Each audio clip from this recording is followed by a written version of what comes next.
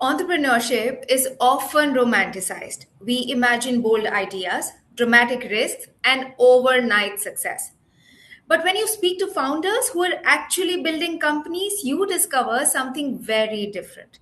Behind every startup is a quieter reality the moment someone becomes deeply obsessed with solving a problem. Today's guest is someone who has built her career in exactly that kind of environment.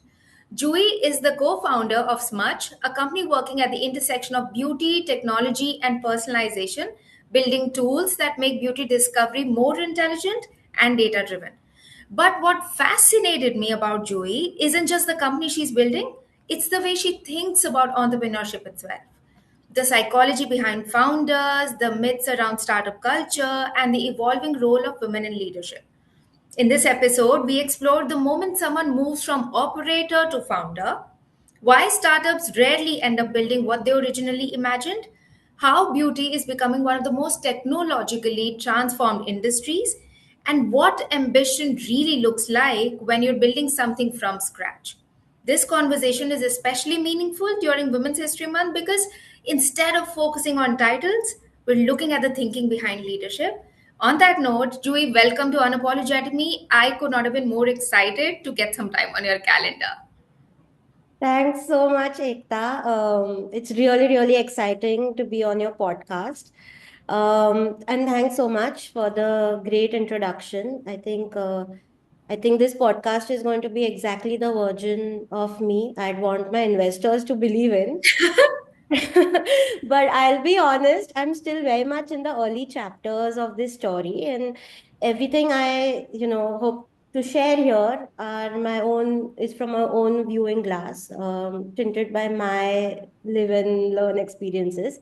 So if any of it sounds wise, amazing. If it doesn't, we can just blame the journey. So Of I'm course, and we're ready. just going to have a lot of fun. I'm sure a lot of people who are going to be watching and listening will take a lot of inspiration by just hearing your story. So we're going to get started.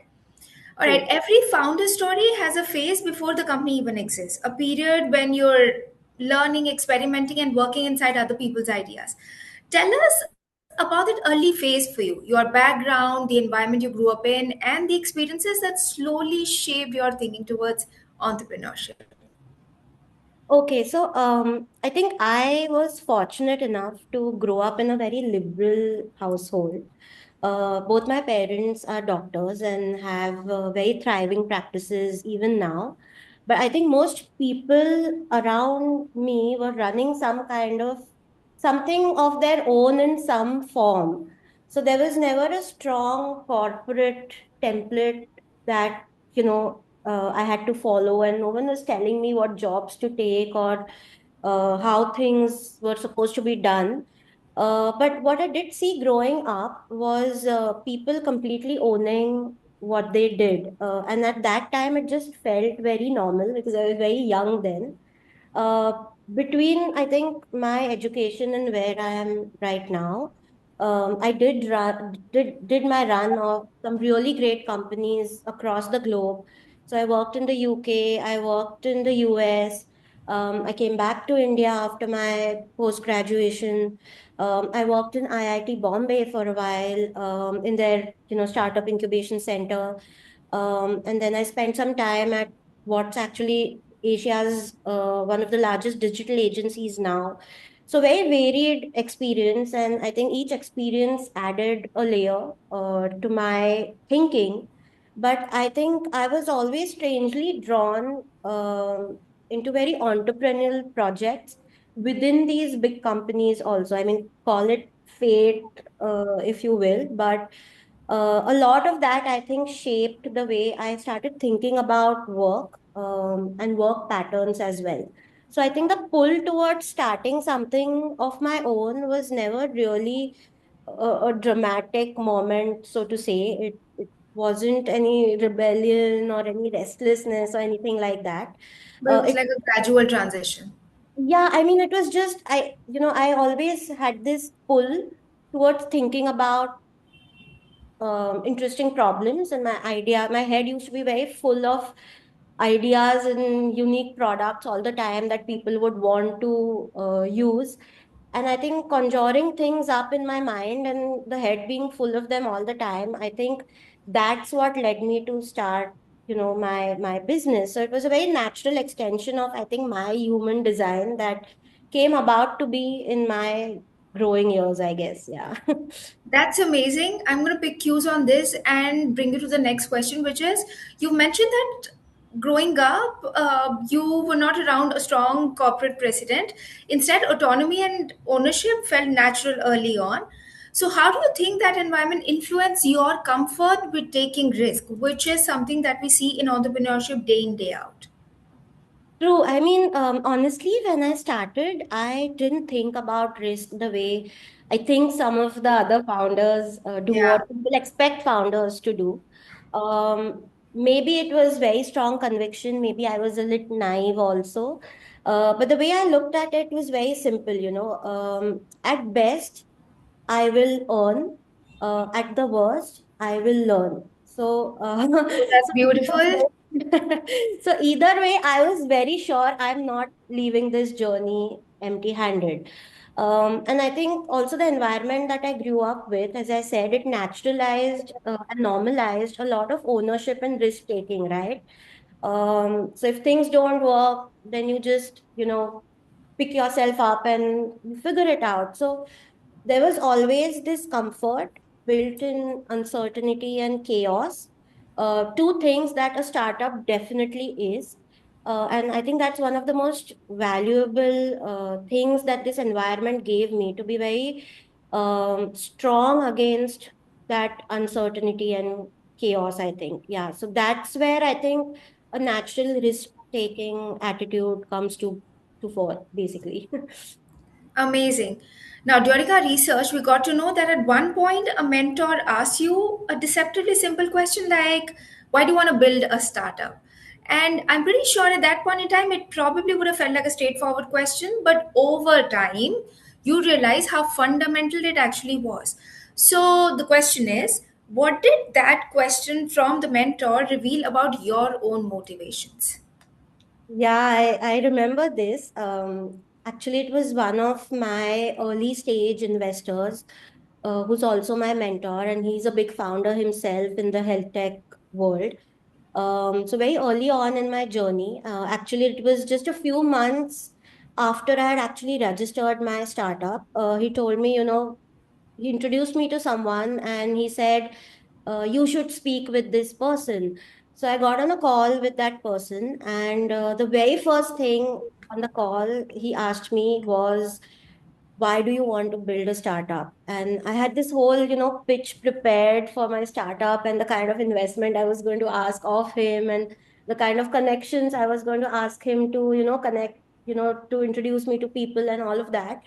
And I remember the awkward silence because I Yeah. really had no answer then. So I remember him laughing, and he told me that, think about it and call me back when you're ready. And I went back, and at that time I thought it was simple. I mean, the answers were there in my head. I just couldn't articulate it to him. And then I took out a pen and paper, and I followed that method that a lot of, VCs tell you to do. Like if you have a problem, write down 20 solutions and then find the right solution to that problem. So I started writing down all the reasons for starting up, and the answers that came up were, I'm assuming, the same answers that most founders start with, which is, I want to make a difference, and I want to build something big, and I want to make money very fast. Um, Uh-huh. I want my own freedom, and I don't want to work with anyone, and the glamour of it all, and all of it honestly sounded convincing enough at that time. But now that I'm, what, 3 odd years into running my own startup, now I actually know what he was asking was something much, much deeper. And he really wasn't asking about the outcome. He was asking me to identify that thing that will make me stand in spite Differentiate. of, yeah, in spite of things going wrong around me. The reason that I would still want to wake up the next day and do what I do, in spite of facing failures, and things not going the way I'd assumed they would, every day. So I think now, when I, actually start working in the startup and building the startup, and when the romanticized version of it starts fading, really, I mean, the real reason to building something and the motivation building something is a much simpler process, and I've come to learn it the hard way. I think, and the process is, I think, three or four steps. The first one is you have to be able to spot a real problem in an area that interests you. Okay. Problem has to be big enough that many people are suffering from it. Hmm. So that's the first step. I think the second is that you have to believe that your way is a better way, Hmm. um, to solve that problem. And you have to be compelled enough to build that solution yourself, no matter how long it takes.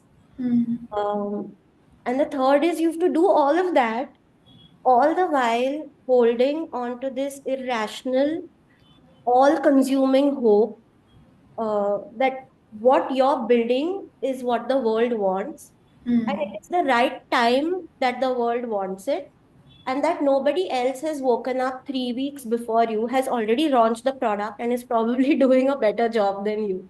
So really, you're in this mad race, right? You're racing against time, you're racing against other founders, you're racing against the world, and really you're racing against yourself. And I think, strangely enough, I think every founder's motivation, at least mine did, comes through that. So now my compass is, my internal compass, points only to one direction. What is the problem that I'm solving? And is it good enough that people are genuinely benefited from it and that they'll Yeah. pay for it?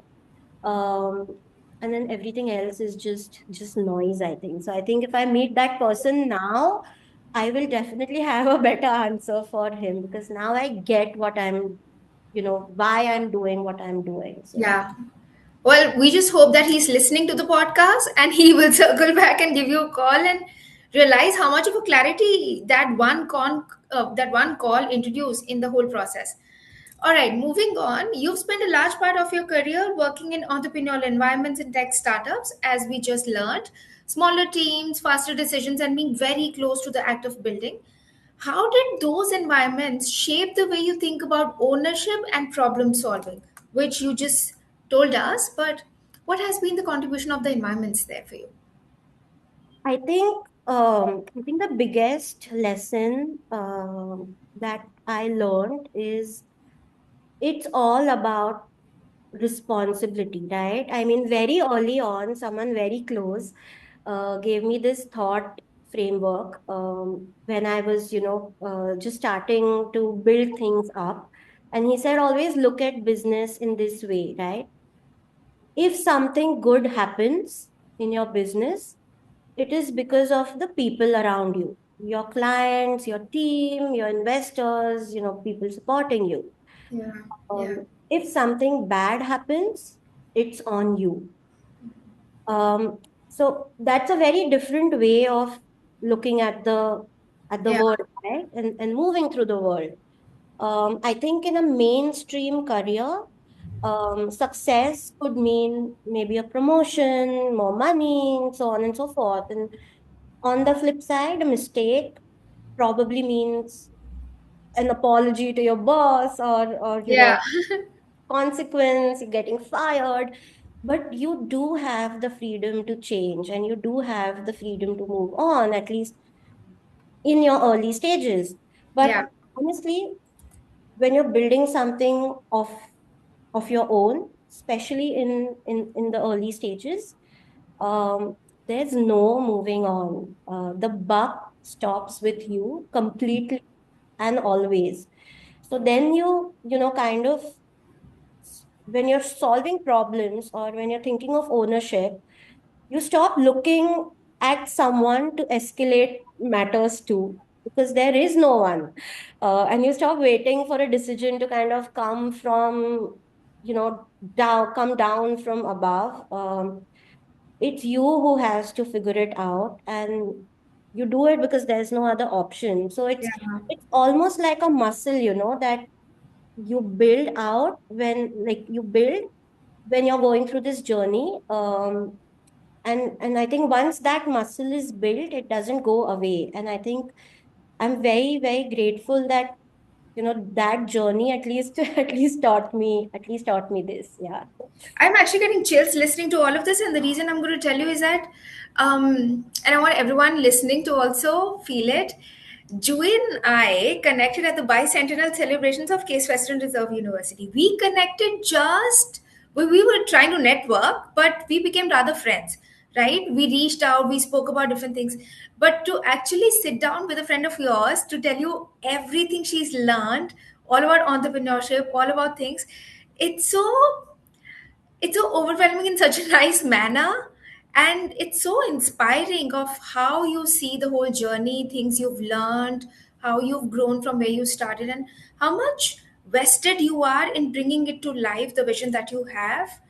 um, so it's so beautiful, Joey. Keep going. You, thank you. No, I mean, I think jumped at the chance of talking to you because honestly, it just feels like I can share things, which A, nobody has asked me, and B, there's no one to talk to because founders Yeah. are in struggle mode all the time. So there is no one who would sit and listen to you. But I'm so Yeah. happy you're making me think about things again, which is amazing. All right. Okay. We're going to carry this on the conversation. Okay. Tell us, was there a specific moment, maybe while working at a fashion tech startup, where the thought became very clear like, I don't want to work on someone else's idea. I want to build something of my own. What was the first seed like? I mean, I think the undercurrent was always there because I was born into that kind of cultural, familial structure, so to say. But I think what tipped the scale for me was when I was working at one of my previous jobs and I saw a real gap in the beauty industry, and a problem that was big enough in an industry that I saw very closely and that I understood and that I had an interest in. So I did my research and I saw the potential, and I looked around and I thought, hey, nobody's, really solving it the way I would want to build it. And I think part of that was conviction, and part of that, if I'm being honest, it was just this incessant need to control, the narrative of all of it. So I wanted to be the one to make the calls, and I wanted to build it my way. And then I thought, if not now, then when, right? So I Yeah. stopped waiting for someone else to build the product, and I just decided to do it myself. So I think that was the Let's moment. go. Yeah. All right, before we go deeper into the founder journey, I want to pause for a moment and talk about the company itself. For people listening to us who may be hearing it for the first time, what exactly is Smudge, and what problem in the beauty industry were you trying to solve when you started it? Okay, this is my favorite part, so I can Let's talk go. about it for like a week also. But just a short introduction maybe. So Smudge is a beauty technology SaaS startup. It works at the intersection. The product works essentially at the intersection of beauty and technology. So the name Smudge itself, and I'm sure you're familiar with it. It comes from a popular makeup application technique, which is called smudging, and which is forever in trend and very popular. Hmm. So smudge stands like smudge is a short form for smudging. But basically, I started smudge because I was trying to solve a problem that I personally had. I've always loved beauty products. I've always used skincare and makeup and all of it. But I could never actually figure out what works on my skin, right? So I did what most beauty shoppers now do, which is, see your Instagram reels and follow a few influencers and the YouTube videos, and the reviews. So there's a lot of trial and error happening, and then there's a lot of buying of things that sometimes work, sometimes don't, and that's always at the cost of your skin, and definitely at the cost of your wallet. But at that time, when I started thinking about smudge, I was working at this fashion tech startup, and in that startup, we were helping people understand their body sizes and personal styles. Um, Mm-hmm. and one day I think it just hit me that if people need this much help with fashion and Yeah. navigating styling, um, there could there could be lakhs and millions of people out there like me who need the same kind of help with beauty, um, and with understanding their own skin and with knowing what actually works for them. And at that time, when I compared the two, I think skin felt like a more important problem to solve, right? Yeah. Because fashion is about how you look, and there's a lot of margin of error. But skin is your largest organ, and if you use good products, you have good skin. Mm-hmm. If you use the wrong ones, um, then your skin suffers, and that that's not a style choice anymore. It's about your health.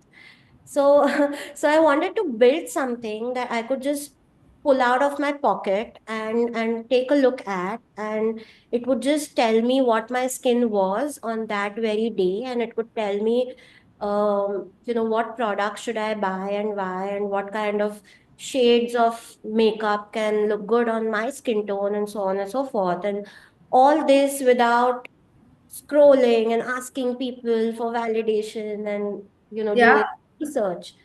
um so that's what I exactly set out to build. And I think one of the first versions of Smudge was a makeup recommender mobile application. It was a native mobile app. We released it on both Android and iOS. And it was one of the first makeup recommender apps that was launched in India. I think Nykaa was just picking up then, and they were also leading a lot of content strategy, but they never had this kind of intelligent algorithm and recommendations working for them. So we were very excited naturally as starry-eyed founders, and then the pandemic hit, and then we were left with this significant amount of makeup data, but suddenly nobody was using makeup anymore, and that was a difficult moment. But I think another interesting thing that did happen was self-care as a segment picked up. And then a lot of people started launching good skincare wellness brands. And I think then as brands started recovering through the pandemic crisis, they started needing ways to bring customers back to their own channels, right? Back to establishing authority and credibility and loyalty amongst their customers. And that's, I think, where we found kind of a gap, and we said, okay, how about moving away from a consumer app uh, Mm-hmm. to doing a behind the scenes software product that can support all these beauty brands. And then I think as we went in deeper, we kind of realized the real value in connecting both sides, right? I mean, helping customers on one side understand everything about their skin and needs, and then helping brands on the other side understand these customers. Hmm. So everyone kind of wins in the game. Um, so I think that's how the evolution came to be, and it led us to where we are today. So Smudge today is, and we call ourselves a B2B2C product. Uh, Mm-hmm. and essentially, we have two tools now. One is live in market. Uh, Okay. it is a skin scan. So it's a tool that does skin analysis and shade analysis of a person. and it has a intelligent recommendation engine that's running at the back end, and we license this software to the brand so that they can embed this into their customer experience. So it helps their customers figure out what skincare and color cosmetics they can actually use and that actually suit their skin. And it removes a lot of guesswork, and it removes a lot of returns and product wastage and product dissonance and so on. And that's live in the market. Okay. And second one that we are building is our patented intelligence engine, and in fact, we got a US patent on it recently, and it basically helps brands find what customers want, but nobody has built that yet. So it's kind of flagging the unmet demands, the white spaces, so to say, in the market for the next innovation opportunity. All right. Um, so simply put, one product helps brands serve their existing customers better, and the other product is helping them figure out what to build next. So that's what Smudge is right now. All right. Tell us, beauty discovery today is highly driven by influencers and trends. What made you feel the industry needed something more intelligent and personalized? Where did you analyze that gap? Right. I think, if you think about what, where I am, the space that I'm building in, which is beauty and tech, I Yeah. think that's two industries that for a long time had almost nothing to do with each other, right? I mean, beauty is all about touch and feel and intuition and storytelling and taste. Yeah. And, and tech is, it's systems and data and processes and prediction. Um, but now the two are colliding, and that collision is actually unlocking a completely new way for people to discover products and shop for beauty. So I think that is the gap that, I can't stop thinking about, because beauty is deeply personal, but the way it is being sold is not necessarily that. So I Yeah. think, what the influencer culture did was something genuinely powerful for the beauty Hmm. till now.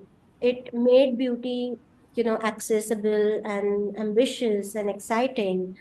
Um, but I think there was always a fundamental problem with it, which is that an influencer, say with, you know, 3 million followers, has one skin type, one undertone, one climate, one lifestyle, and yet that influencer is making product recommendations to her 3 million users who might not share the same things as her.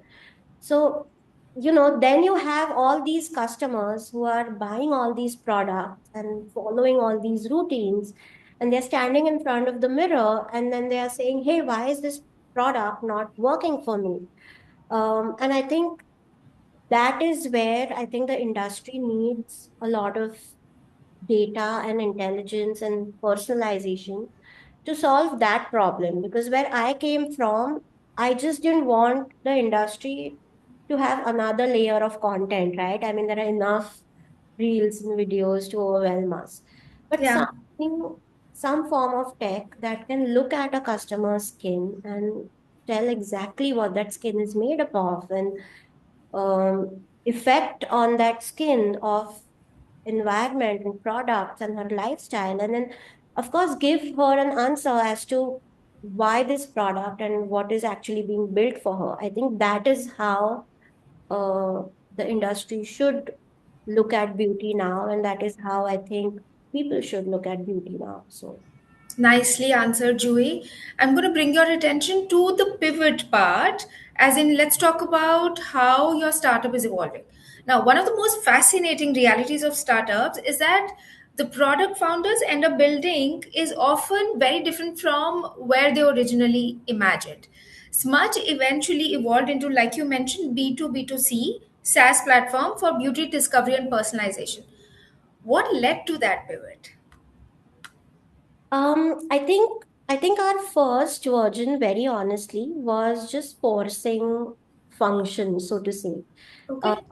and it was brutal in many things, in many ways, because there were things which were really outside our control, pandemic being one. But I think something interesting started happening as brands, as I said, started recovering, and the conversations we started having with our early partners also started shifting. So then newer problems came in front of us, and then we had this market which was giving us very strong signals, because the market always gives you signals. Hmm. And then we kind of decided to stop trying to rescue, the Hmm. original version, and actually start listening to what the market is telling us, and which was that brands wanted something different and consumers wanted something different, and it was our job to figure out how technology can marry the both of them together. So I think that is what led us into pivoting. I mean, pivot is a strong word, but definitely changing a little bit of our Yeah. direction, and being what we are today. Yeah. All right, tell us, was there a moment when you realized this company is not the idea I started with, but it might actually become something much bigger? Um, I think I think two moments, Okay. actually, and funnily both in the same month, and Okay. funnily both not too long back. Uh-huh. One was definitely getting our US patent for our product. I think that's a very difficult feat to achieve, considering US is one of the biggest markets for the largest number of patents being filed in the world even today. So it's a hard maze to navigate. So we were very excited to get our patent. And then I think the other one was, I think last October, I got invited to this special L'Oreal Beauty Tech event, which was in Singapore. And I distinctly remember, walking into that room, and the who's who of the beauty industry with multiple L'Oreal offices across the world, and their teams were present there.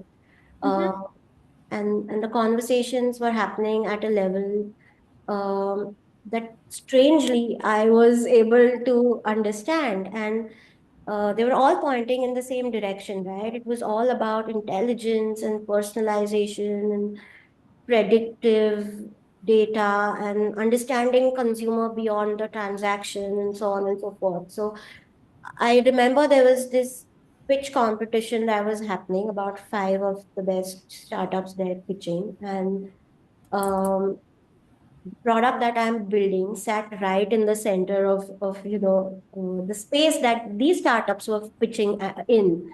And they were getting questions from a panel which was sitting behind me. And it's very strange, but those were the exact questions that I had written down in my notes when I was thinking about my idea. And I think that was when I realized that, we are at the center of this. This is where the bigger guys are also placing their bets on this whole space of data and intelligence and predictive analysis in the industry. And we're already building this, right? And we got a patent for it. So maybe we're not building at their scale, maybe we're not building with the same resources, but it is definitely a problem that's worth solving. Uh, so I think that was a moment, because until then, a part of me was still grieving, my original idea. A founder always has this thing in his or her heart that this is not what I set out to do, kind of Yeah. a. But now I'm less apologetic about about Okay. evolution. I'm more convinced about where we are going, and I think as a founder, I think that's all you need. Yeah, I mean, Yeah. You have to keep growing. You have to keep figuring out the new segments of opportunities and how you can evolve and expand and yeah, still be in that realm of solving that important problem that serves a lot of people and be absolutely. passionate about it. I think I covered all the points that you mentioned, right? Absolutely. I mean, it's just the conviction that you need, so you know you want to place your bet yet again. So I think. That's what it is. Yeah. All right, beautiful. We're going to dive into the segment which is now on women leadership and the female founder. We're recording this during Women History Month, so the conversations around female founders are going to come up a lot. You've spoken about having mixed feelings about that label. Why does that term sometimes feel limiting to you? I mean, female founder, honestly, is such a big label. It's great. I mean, it's amazing. It gives us recognition and it gives us credibility and authority.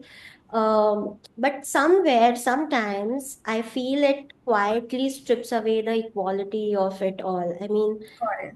um, I think in that sense, I don't think it should be like a social identity or like a badge that founders feel the need to carry. I mean, not to say I'm incredibly proud to be a woman and and a female founder, Yeah. um, but y- honestly, at the gist of it, building something, building anything, and Mm-hmm. having the courage to put it in front of the world is very, very hard. And Yeah. owning those failures publicly and not having the luxury to enjoy the successes publicly requires a lot of conviction and mad belief and resilience and stamina. So I have deep respect for anyone who's crazy enough to choose this path, and gender has got nothing to do with it. Now, I'm Um, going to stop you right here because, see, the thing is, on one hand, gender should not define someone's ability to build a company, as we've been talking. But on the other hand, the world still carries a lot of assumptions, right? How do you personally navigate that tension?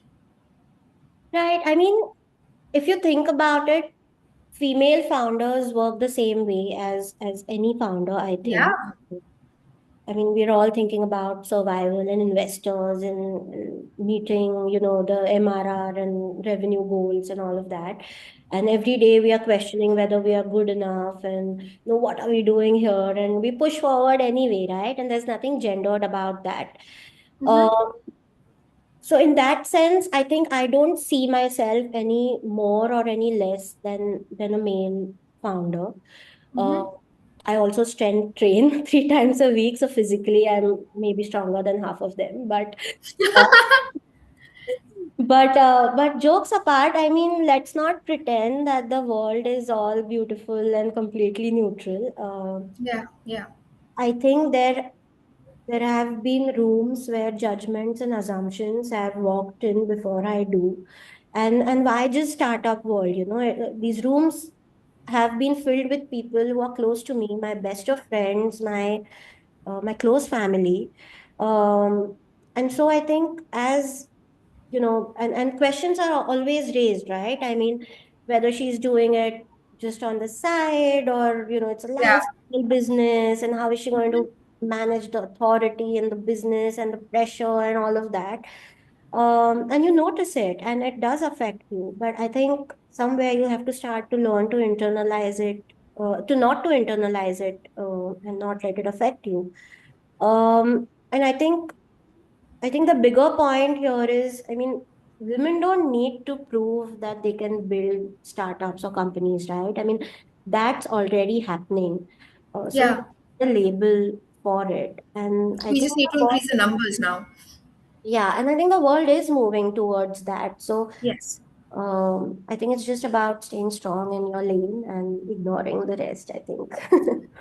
Yeah, but I want to bring your imagination to this question, which is, do you think women founders bring a different leadership perspective to startups, or do you think great leadership ultimately transcends gender? What are your thoughts on it? I mean, I don't really see myself as a great leader or anything, but I have been blessed with a great team. That is, I can say for sure. And through all the chaos, all of them seem weirdly willing and happy to go over and above to build my vision for me. So I'm very grateful for that. So in the leadership perspective, I have a very relaxed style, any way of leadership.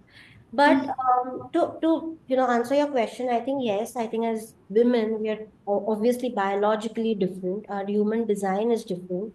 Uh, Socially, we are conditioned differently, and that to some extent does shape the way you lead anything. Just not just a company. So I know many women um, in leadership outside of it who are naturally very deeply nuanced to attuned to nuance around them. They are attuned to people, and they just have a different moralistic view of things, and work ethics are different.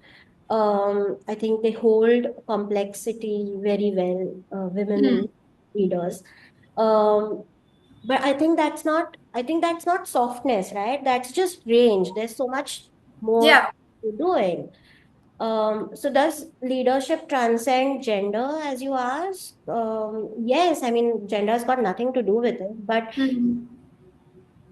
honestly, I think it doesn't look the same for everyone. I think it just completely is So contextual. you do agree that women do bring a different leadership perspective to startups? In the sense that they are built, definitely. But if you have to go head on head with a male co-founder, I think the It's equally the amount same. of energy and decisions you take would be comparable. I think it wouldn't be any different. Yeah. All right, let me ask you, what would real progress look like to you? More women founders or a future where we simply stop needing the label altogether? I think it's the latter, yeah. I mean, it's removing the surprise when some female founder goes and does an IPO. It's just basically normalizing that eventually that qualifier of female founder disappears. I think when that happens, we wouldn't need this label anymore. A founder would be a founder, right? And I think that's already in the making. So Yeah. the progress, and that's the future, I think. All right, Joey, bringing you to the next segment, which is the reality of entrepreneurship. Now, from the outside, entrepreneurship is often seen as glamorous, but most founders eventually realize something very different. What is the biggest misconception people have about startup life? What do you think? Another topic I can go on and on because it's live and learn. It tugs Yeah. at heartstrings. But no, honestly, I think the biggest misconception is that the idea is the hard part. So most of the people think that once you have the idea, the vision, the concept, the thing you're going to build, if you have that laid out on a piece of paper and some nice pitch deck, Hmm. you basically won. And the rest is just execution. And in Yeah. fact, when you start building, you realize that the idea is just 1% of the whole thing. It's 99% is everything else, and that everything else is really hard to navigate. So, I think that is one very big misconception. And I think the second one is the freedom part of it. Having, people think that because you're doing your own thing, you suddenly have this freedom that you're not working under someone and you're not answerable to someone. I think that's a very beautiful myth. Yes, you don't have a boss. Yes, you are your own boss. Yeah. Uh, but what you have instead is investors you're answerable to, is your Yeah. customers, is your team that you have to pay every month, and your own brain. You have to keep it working every time. And all of it is telling you simultaneously what to do, and everything is clashing with each other. So Yeah. in that chaos, it can be very freeing if you look at it in a certain way, but it can also be extremely overwhelming and limiting in that sense. So it's just basically about choosing your own chaos, I think. So I think Yeah. that's a biggest myth that I feel a lot of founders don't know before they start. I didn't know it, so. Hmm. All right, well answered. Now, you once said something powerful and right in the beginning that entrepreneurship is really about choosing a problem and staying obsessed with solving it. How do founders know when they've chosen the right problem to obsess over? Mhm. Honestly, you don't know when you start.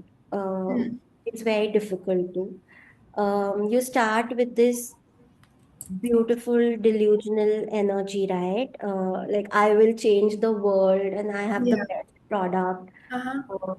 And the world just doesn't know it yet, but it's coming.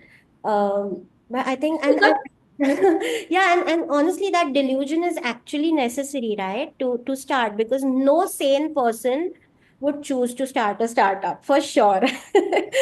But I think jokes apart, you know you've chosen the right problem. To put it very crudely, is when people start paying you for it. Mhm. Not once, not as a favor, not because you're a family or a friend, but consistently, repeatedly, uh, willingly, and in a scaling manner. That is when Mhm. you know that you're solving the right problem. So Mhm. I I learned this lesson much later into my startup, that money is the market's way of saying yes. You have a problem that is helping millions of other people, and you're doing it right, at least now. So until you hear that voice from the Mhm. market, you're just basically building and hoping and guessing. So This is such a powerful quote. It's going to resonate. I mean, it's going to stay with me for really long, and probably the one I'm going to be utilizing and publicizing your episode for like very long number of days. All right, tell us what keeps someone committed to solving a problem for years, even when the progress is slow or uncertain. What is the motivation? madness, yeah, genuinely, I think it's a specific, special kind of insanity, I think. I think no, really, I think the Yeah, clinical term for it can be maybe resilience or grit or conviction. yeah. I But I don't. like the term madness. No one's ever used. People use polished words, like you said, resilience, grit. Madness is the right word. It You're is. really in it. It is. I mean, I can't speak for other founders, of course, but I'll tell you what it is for me. It's honestly actually that itch that just does not leave you alone. Yeah. You know, you take a holiday, you're sitting on a beach, the wind is just right, and the water is just cool, and there's And you're sun. trying to figure out the solution. What's happening there? Yeah. And your mind is, why did my engineer not understand a simple feature, and what could be possibly taking him so long to, release the next version of that screen? Or, I have to tell 10 things to my intern, and, I have to make that investor call that I'm so scared of. So it's like the thoughts, you know, they just choose to stay. They never leave you. It's that obsession that refuses to clock out. Yeah. um, and I think somewhere between that exhaustion and that stubbornness, you slowly start realizing that this is just who you are now, as a founder. And it's like you and the problem or your startup are in a committed relationship, right? You've taken your vow. Inseparable. Yeah, it's like for the better or for worse, and in sickness and in health and Yeah. for the. That is so nicely put. All right. Moving to another segment, which is designing your life as a founder. You've mentioned reading a quote about work life balance that stayed with you. What was it and why did it resonate so deeply? Yeah, I remember. I remember. So basically, I was, doom scrolling once, and I saw this reel, and it caught my eye. It was by this philosopher called, I hope I'm pronouncing his name right. It was Alan de Botton. I don't follow him. I don't read his stuff. But that particular quote has stuck with me through so many years now. And the quote said, "There is no such thing as a work-life balance. Uh, Everything worth fighting for will throw your life out of balance." And it's such a beautiful quote, right? I mean, if you think about it. Uh, Yeah. and at that time, honestly, I was working a full-time job, which I was not happy about. And I read it, and I said, "What a crazy thing to say, it's almost cruel, right? I need my weekends. I'm surviving working in the job because I have work-life balance. So I never really understood it at that time. But now in my startup, I really know what that man meant by this quote. Uh, and I think it's true of any business, right? But more so for a startup, because a startup is a business with time constraints, essentially. So you are not giving yourself more than 7 to 10 years to hit success, right? So you have to do everything in those 7 to 10 to 15 years. And in that sense, then your startup and your life kind of get intertwined, yeah. And you don't know where one ends and one starts. So it's demanding and it's chaotic and it's exhausting, but you're okay with it because you feel somewhere it's worth it. So Well, in that respect, tell us, do founders eventually stop chasing the balance and instead start designing capacity, as we've been talking about, and how much they can sustainably build in that fashion? I mean, for the longest time, I also kind of struggled with it because I'm not a workaholic. I like my me time. I like my rest time.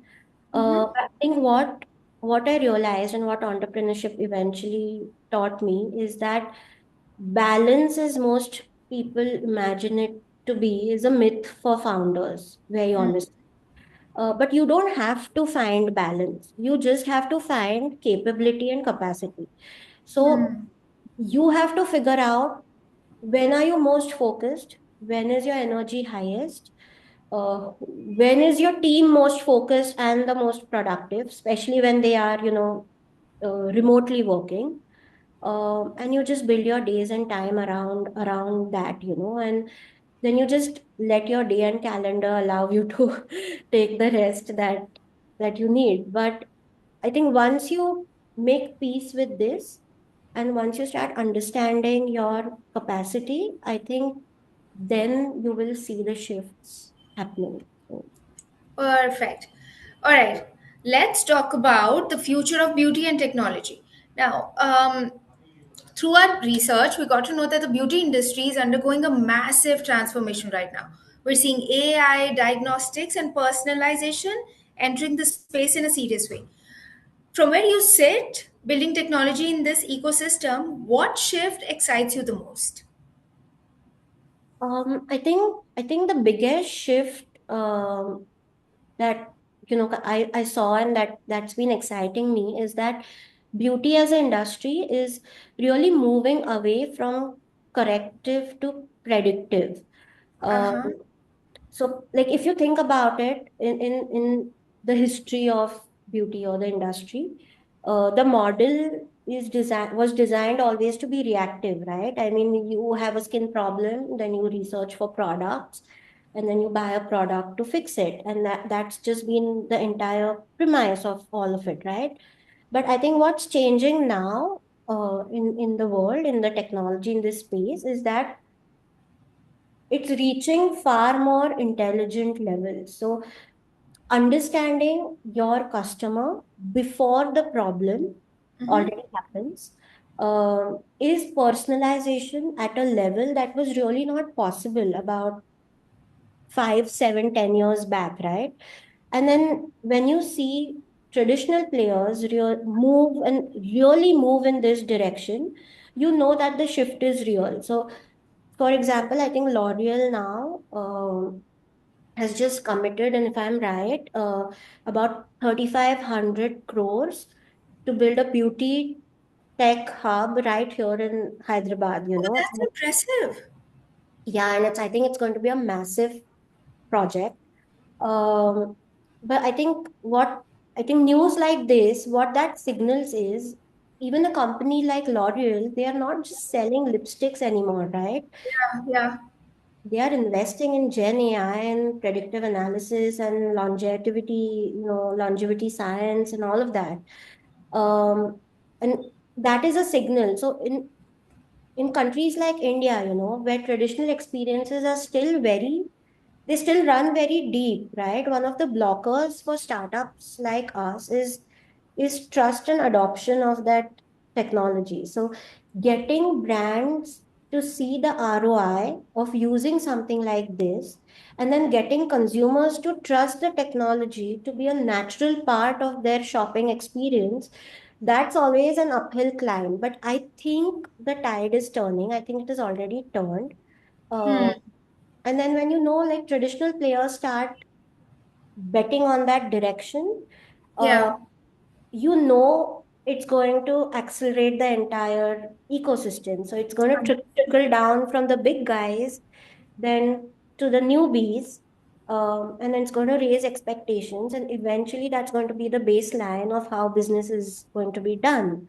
So I think Hmm. as a founder building in this space, um, I think there's so much potential for someone like us to do so much more. And I think that's an exciting place to be right at the moment when the industry's assumptions are being rewritten, and if we can be a part of that, then it's just going to be amazing. Yeah.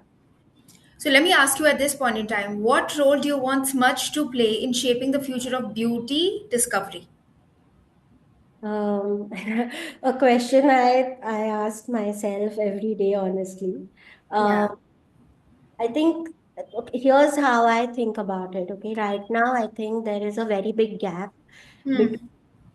what consumers actually want, and what brands end up building, right? I mean, Hmm. Hmm. technology is kind of minimizing that gap, but we're still not there.